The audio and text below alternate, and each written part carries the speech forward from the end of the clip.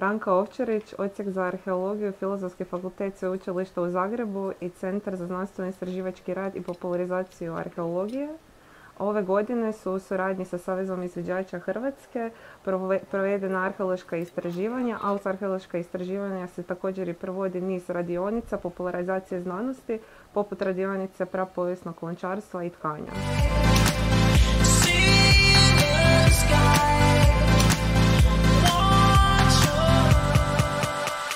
Za polaznike smotre nudimo 3 radionice za polaznike mlađeg uzrasta. Jedna od njih je simulacija arheološkog istraživanja, gdje najmlađi posjetitelji imaju priliku okušati se kako to zapravo izgleda arheološko istraživanje.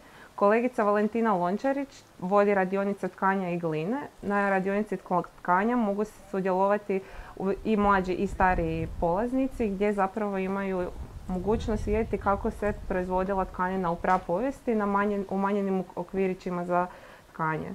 Na radionici prapovijesnog lončarstva odabran je model zdjele kakva je pronađena na lokalitetu, kako bi polaznici također mogli naučiti vještine gradnje posude i kasnije obrade površine. Za najstarije polaznike nudimo mogućnost sudjelovanja na stvarnim arheološkim istraživanjima koji se ove godine provode upravo u vrijeme trajanja smotre, kako bi svi polaznici imali priliku vidjeti kako to uistinu izgleda u stvarnosti.